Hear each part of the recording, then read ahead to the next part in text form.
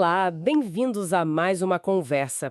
Hoje a gente mergulha num tema bem central da teologia reformada, sabe? O Pacto das Obras. Vamos olhar como ele aparece lá na Confissão de Fé de Westminster. É um conceito assim fundamental para entender a estrutura dessa tradição, mas nossa, como gerou debate, né? Exato. É um pilar, mas um pilar contestado. Pois é, e as perguntas são muitas. O que é isso exatamente? É bíblico mesmo? E como fica a questão da graça, que é tão central? A ideia aqui é investigar o que a Confissão de Westminster, a CFW, ensina sobre isso, dar uma olhada nas críticas e elas vêm de vários lados e também, claro, explorar como essa doutrina é defendida. Acho que vai ser uma exploração e tanto. Vamos lá! Vamos sim. É um tema denso, mas crucial. Então, para começar, o que a CFW realmente diz sobre esse tal Pacto das Obras? Onde a gente encontra isso? Bom, o ponto de partida está no capítulo 7, sessões 1 e 2. E começa com algo bem fundamental. A distância imensa entre Deus, o Criador, e a gente, as criaturas. É tão grande que, para ter qualquer relação, qualquer promessa de bênção ou recompensa, isso tem que partir de Deus. É o que a confissão chama de condescendência voluntária. Deus se abaixa, por assim dizer, e se relaciona conosco através de um pacto. Certo. Essa ideia da iniciativa divina é o pano de fundo. E aí entra o Pacto das Obras. Exatamente. Aí a CFW diz que o primeiro pacto, o que Deus fez com Adão, foi um pacto de obras. Obras. Isso. E a promessa era a vida. Vida para Adão e para toda a sua descendência. Mas tinha uma condição: Que era? obediência perfeita e pessoal. Simples assim, pelo menos na formulação. Obedeça perfeitamente e você viverá. Se falhar, bem, as consequências seriam desastrosas. Entendi. Obediência como chave para a vida. É forte isso. Muito. E é fundamental entender o peso disso na CFW. Tem um teólogo importante, B.B. Warfield, que diz que a teologia do pacto é o princípio arquitetônico da confissão. Princípio arquitetônico. Quer dizer, a estrutura toda se apoia nisso. Isso mesmo. Não é um detalhe, é a viga mestra. E, historicamente, a CFW, que é lá de meados do século XVII, se diferencia de confissões reformadas mais antigas, do século XVI, justamente por elaborar tão detalhadamente essa teologia pactual, principalmente essa distinção clara: pacto de obras antes da queda e pacto da graça depois da queda. Ah, interessante. E essa distinção já estava lá nos primeiros reformadores, tipo Calvino? Então, essa é uma questão. A formulação explícita, assim, pacto de obras versus pacto da graça, não se encontra desse jeito em Calvino. Ela surge mais claramente depois, com teólogos como Zacarias Ursino, por exemplo. Uhum. Então, já temos aí uma pista para um dos debates, né? A relação entre essa formulação da CFW e os reformadores originais. Sim, e também debates sobre se o pacto é algo que Deus impõe unilateralmente ou se é mais um acordo bilateral. Mas a CFW solidifica essa visão dos dois pactos sequenciais. Ok, acho que temos a base do que a CFW diz. Agora vamos encarar as críticas. Porque, como você diz, é um pilar contestado. Parece que o ponto central da discórdia é se isso tem base bíblica forte e como afeta a ideia da graça, né? Precisamente. As críticas vêm de lugares diferentes, mas uma das mais, digamos, impactantes vem da neo-ortodoxia, muito ligada ao teólogo Karl Barth. Ah, Barth. A visão dele costuma ser bem... Diferente. Bem diferente. Para Barth, criação e pacto estão ligados desde sempre, mas é o pacto da graça que comanda tudo. Ele dizia que a criação é a base externa do pacto, e o pacto da graça é a base interna da criação, a graça em Cristo. Então não tem como existir um pacto de obras antes da graça ou separado dela. A relação de Deus com a gente seria sempre graciosa, desde o primeiro momento. Então nada de um período inicial baseado em obediência para depois vir a graça. Exato. Barth rejeitava essa ideia de uma transição histórica, tipo, primeiro o favor, aí vem a queda e vira a ira, para depois vir a graça. Para ele, a graça tem a primazia absoluta, sempre. E como ele via o Pacto das Obras da CFW, então? Ele via como algo perigoso, uma ameaça ao próprio evangelho, na verdade. Achava que era baseado numa leitura, assim, meio literal demais de Gênesis, sugerindo uma ordem lei primeiro, depois graça. E pior, implicando que a relação original com Deus era baseada em mérito humano. Entendo. A crítica é forte. Ele basicamente acusa a CFW de introduzir um legalismo ali na origem de tudo. Exatamente. E essa linha de pensamento influenciou outros. Por exemplo, Holmes Rollston III. Ele foi bem direto. É o que ele disse. Ele acusou a CFW de legalismo puro e simples. Disse que ela traiu o sola gratia, aquele coração da reforma, sabe? A ideia de que a salvação é só pela graça, sem obras, sem mérito nosso. E como ele argumentava isso? Rollston dizia que a CFW pegou conceitos lá da lei de Moisés, tipo, faça isso e viverá, e leu isso de volta em Gênesis, como se a relação no Éden fosse essa. Uma projeção, então. Isso. Ele contrastava isso com a visão que ele atribuía a Calvino. Segundo Rollston, para Calvino, a graça já estava presente em tudo, mesmo antes da queda. Rollston defendia que Calvino só conhecia uma ordem, a da graça. A CFW teria criado uma divisão que não existia antes. Faz sentido a crítica dele, nesse ponto de vista. E tem mais gente nessa linha. Tem sim. James B. Torrance, por exemplo, foi ainda mais fundo nessa crítica. Ele via a teologia pactual da CFW como um desvio meio racionalista. Racionalista? Como assim? Como se fosse uma tentativa de encaixar Deus e a relação dele conosco em categorias lógicas legais, sabe? Se afastando do que ele via como a visão mais relacional de outros reformadores, como John Knox ou o próprio Calvino. E qual era o problema disso para Torrance? Ele achava que a CFW transformava o pacto, que deveria ser uma relação de lealdade, tipo pai e filho, num contrato frio legalista, quase como um chefe e um empregado. Muda toda a dinâmica da relação. Muda tudo. E para ele, isso acabava reintroduzindo, meio que pela porta dos fundos, a ideia de que a graça serve para aperfeiçoar uma natureza que já estava sob a lei. Ou seja, a graça vira algo secundário. Nossa, e ele conectava isso com outras doutrinas também. Sim, ele ligava isso até à doutrina da expiação limitada, aquela ideia de que Cristo morreu só pelos eleitos. Torrance argumentava que o foco da CFW na culpa que a gente herda de Adão acaba diminuindo a importância da solidariedade que temos em Cristo e da oferta universal da graça. A crítica dele é que a CFW muda o foco. Em vez de ser o que Deus fez por nós, vira o que nós temos que fazer. Essas críticas são realmente pesadas, né? Elas questionam a própria ideia de ter dois pactos. Mas e aquelas críticas que talvez não joguem fora a ideia de um arranjo antes da queda, mas focam mais no nome, no termo, Pacto das Obras? Sim, essa é outra linha de crítica importante. E essa vem mais de dentro da própria tradição reformada. Teólogos como S.G. de Graff e G.C. Berkauer, por exemplo. Ah, esses nomes são conhecidos. O que eles questionavam? Eles aceitavam que havia uma situação especial antes da queda, um relacionamento definido, mas eles tinham muitas reservas com o termo Pacto das Obras. Por quê? O que tinha de errado com obras para eles? A preocupação principal era que a palavra obras pudesse sugerir uma ordem puramente legal, sabe? Separada da comunhão amorosa que Deus estabeleceu no início. Tipo como se fosse um contrato de trabalho antes de ser uma relação de amor? Exato. O medo era que isso pintasse o quadro da relação original como a de um servo tentando ganhar a aprovação do mestre.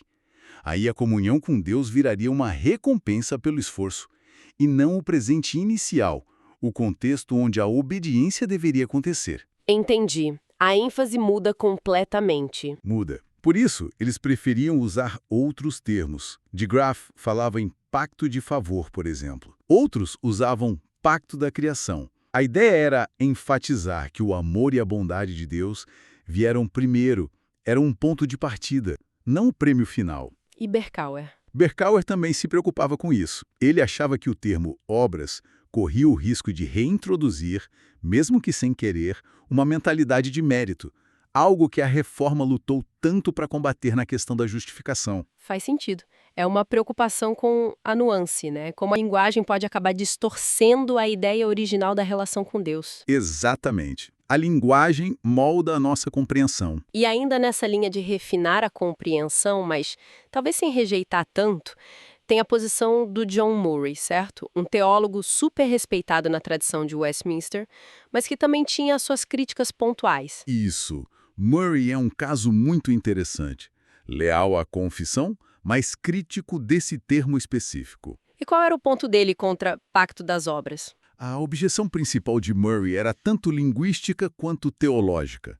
Ele argumentava que, na Bíblia, a palavra hebraica para pacto, berith, quase sempre carrega uma ideia de disposição graciosa de Deus. É algo que Deus inicia por bondade. Então Pacto das Obras soaria como uma mistura estranha? Exato, como uma contradição em termos. Se pacto implica graça ou favor, como pode ser das obras? E o que ele propunha no lugar?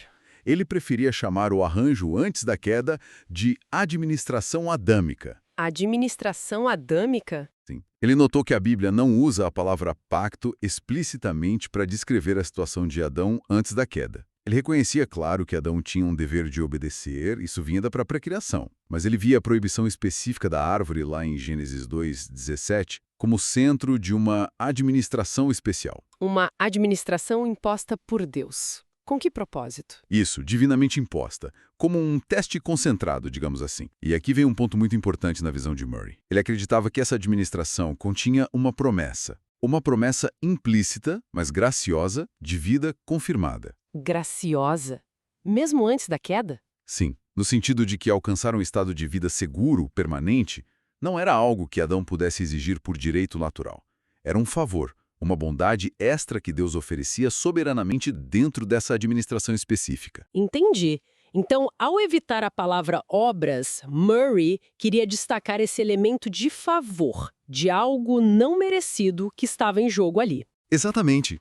Ele queria enfatizar a soberania de Deus nessa relação, não um contrato bilateral baseado em mérito. E ele também tinha outras implicações.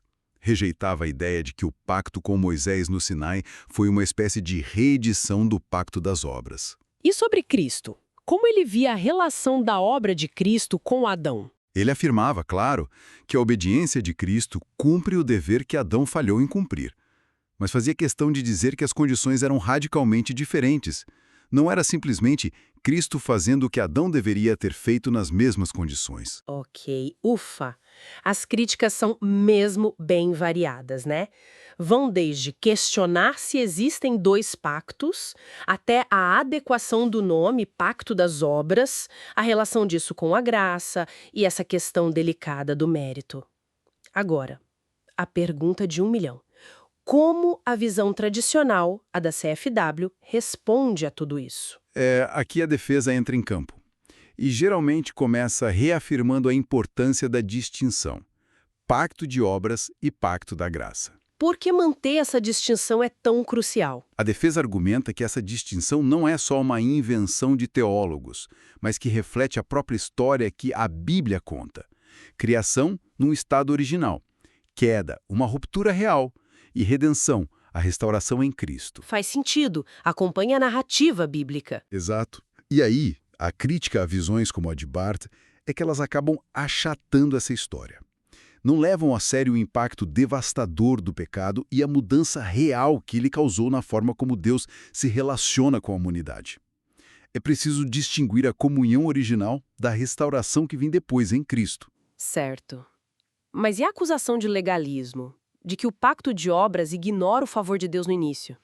A própria confissão não dá uma pista para a resposta logo no começo? Com aquela ideia da condescendência voluntária? Exatamente. Você pegou o ponto-chave da defesa, a CFW 7.1. Essa expressão condescendência voluntária é fundamental. O que ela significa na prática? Significa que qualquer pacto, qualquer aliança entre Deus, que é infinito, e nós, que somos finitos, só pode começar pela iniciativa livre e pelo favor de Deus. A distância é gigantesca demais. Deus precisa se inclinar para se relacionar. Então, isso já tira a ideia de um contrato seco, puramente legal. Com certeza. A defesa usa isso para dizer, olha, mesmo o pacto de obras se origina no favor de Deus.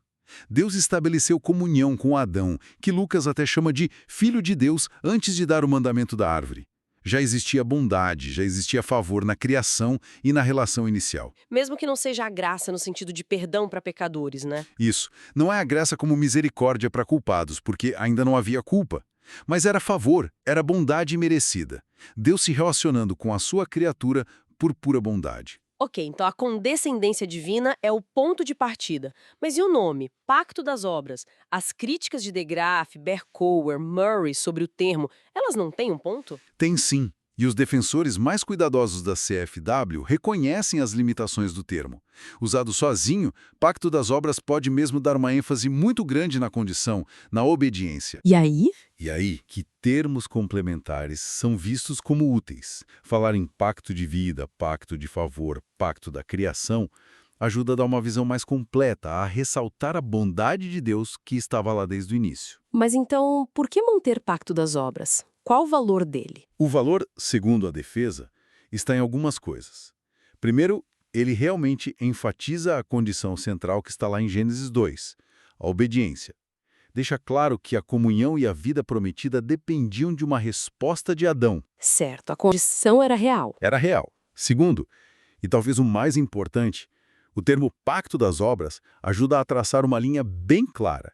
Uma linha entre a exigência antes da queda, que era a obediência do próprio Adão, e a solução depois da queda, que é a obediência de Cristo que a gente recebe pela fé. Ah, ajuda a distinguir o papel de Adão e o papel de Cristo. Exatamente, ajuda a manter a diferença fundamental entre o favor de Deus a uma criatura inocente e a graça de Deus a pecadores culpados. São regimes diferentes. Isso nos leva direto para a questão mais espinhosa, talvez, a do mérito. A CFW, ao falar de obras e condição, acaba introduzindo uma ideia de mérito que compromete a graça, como dizem os críticos. Olha, aqui a precisão é tudo.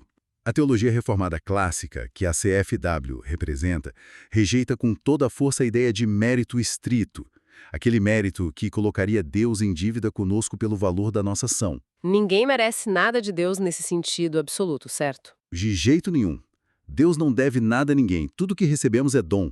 Ponto final. Mas então, de onde vem essa conversa sobre mérito? Fala-se em mérito pactual, às vezes chamado de meritum de congruo ou meritum ex pacto. Mérito pactual. O que é isso? Significa o seguinte: dentro dos termos do acordo, do pacto, que o próprio Deus, por sua livre vontade e condescendência, estabeleceu, a obediência perfeita de Adão teria como resultado a recompensa prometida, que era a vida confirmada. Mas não porque a obediência de Adão valesse tanto assim por si só. Exatamente. Não pelo valor intrínseco da ação de Adão, mas porque Deus, sendo fiel à sua própria palavra, à sua promessa, se comprometeu a recompensar aquela condição específica. É como, imagina um pai que promete um presente ao filho se ele arrumar o quarto. O filho não merece o presente no sentido de ter feito algo de valor equivalente, mas ele tem direito ao presente por causa da promessa do pai dentro daquela relação. Entendi. O mérito não está na obra em si, mas na promessa de Deus ligada àquela obra dentro do pacto. Perfeito. E essa noção de mérito pactual se torna absolutamente central quando a gente olha para Cristo. Como assim? Porque a obediência de Cristo, o segundo Adão, foi meritória no sentido mais forte possível dentro dessa lógica pactual. Ele cumpriu perfeitamente tudo que a justiça de Deus exigia. Ele satisfez as condições do pacto que Adão quebrou. E por causa disso, ele conquistou, ele mereceu a salvação para o seu povo. Então, no caso de Cristo, o mérito é real e efetivo. Sim. O próprio Calvino, que era o campeão da graça, usava a linguagem de mérito para falar da obra de Cristo. Claro, sempre entendendo que esse mérito de Cristo só é possível por causa da graça de Deus que o enviou. Mas a obra de Cristo tem valor real para satisfazer a justiça divina e cumprir a condição que Adão falhou em cumprir. Nossa, que percurso complexo, tentando amarrar as pontas. A doutrina do Pacto das Obras, na CFW, busca mapear essa relação inicial de Deus com a humanidade em Adão, e faz isso distinguindo claramente do Pacto da Graça em Cristo, que vem depois da queda. Isso. Vimos que as críticas são muitas. Questionam a base bíblica, o próprio termo obras, a possível ideia de mérito. Críticas que vêm tanto de fora quanto de dentro da tradição reformada. Exatamente. Por outro lado, a defesa se apoia muito na condescendência voluntária de Deus como ponto de partida para tudo. Defende o valor do termo obras para marcar a condição e a diferença entre os pactos, e entende o mérito de uma forma pactual, não absoluta, o que se torna crucial para entender a obra salvadora de Cristo. É um bom resumo. Mostra como as peças se encaixam.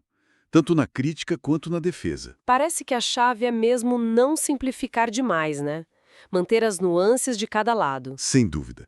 É um debate teológico profundo, porque mexe com a nossa compreensão de quem é Deus, quem somos nós, o que é o pecado e como funciona a salvação. Toca no coração do Evangelho. E, pensando nisso tudo, que reflexão final a gente poderia deixar para quem nos ouve? Olha, talvez duas coisas para se pensar. Primeiro, como é que entender a estrutura e o fracasso trágico desse primeiro arranjo com Adão, o Pacto das Obras, pode, na verdade, aprofundar a nossa admiração, a nossa gratidão, pelo sucesso e pela graça incrível que a gente encontra no segundo Adão, em Jesus Cristo. O contraste ilumina a graça. Exatamente. E a segunda coisa, o que essa interação, essa dança entre a justiça de Deus, tão clara na exigência do primeiro pacto, e a misericórdia dele tão evidente na provisão do segundo pacto, da graça, o que isso revela sobre o próprio caráter de Deus? Sobre a beleza, às vezes complexa, da história da redenção que ele está contando. Questões profundas mesmo. São questões que convidam a gente a continuar pensando, a continuar explorando a riqueza da palavra de Deus.